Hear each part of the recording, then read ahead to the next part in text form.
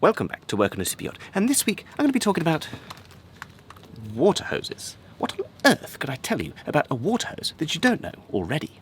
Just plug and play, right?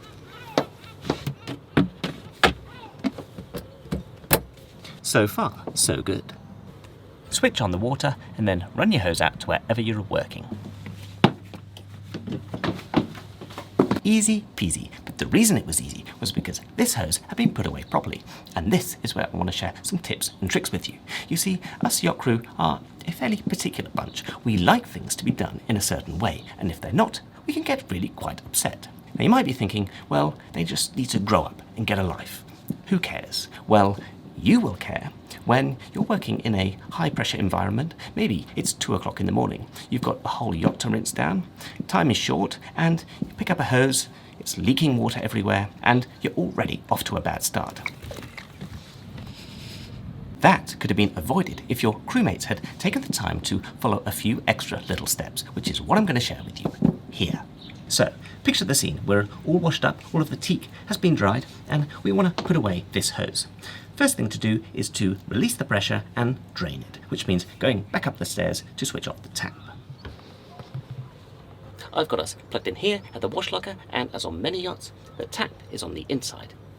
Simply switch it off, then we've got to go all the way back down to the valve to release the pressure, then we can pop it off. Needless to say, this is easier with 2 people. Make sure that you release the pressure into a scupper.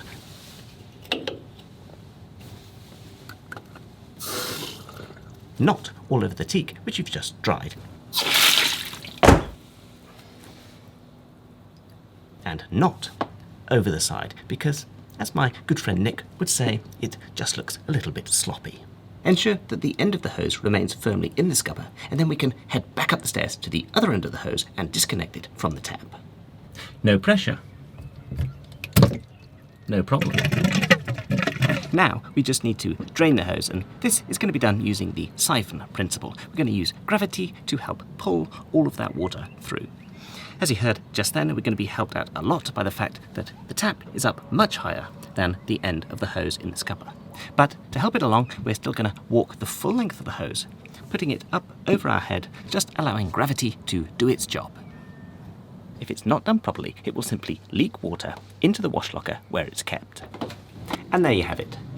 Hose is drained and everything has stayed dry. Now it's just a case of closing the hose, and then we can coil it up. You'll notice that the hose wants to be coiled in a certain way, and this is because we have trained it as such. On this yacht and on every other yacht that I've worked, you always start from the end that goes in the tap, and you coil the hose clockwise, not anti-clockwise. Reason being, if you coil it another way, when somebody uses it and then tries to coil it back again, it won't do what they want. And let me tell you, this is probably one of the most infuriating things if you ever get stuck with a hose that won't do what you want.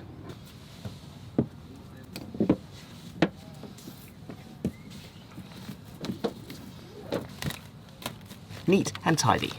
I then like to finish with this little securing strap. Just means that when somebody else goes into the wash locker to pull out the hose, it all stays as one. It can now go back in its home, ready for the next person. Now I must say that I thought twice before making this video on such a basic subject, because I really don't want to patronise you, but at the same time I think it's important to highlight that these little things, they really matter, especially on much bigger super yachts where I've got my experience. So if you're looking at this and thinking, I've got better things to be doing with my time than worrying about which direction to coil a hose, then maybe a career in super yachting isn't for you. And it's not just out on deck, it's also on the interior. There are certain things that you will be asked and expected to do. And if you don't or won't do them, well, then there could be problems.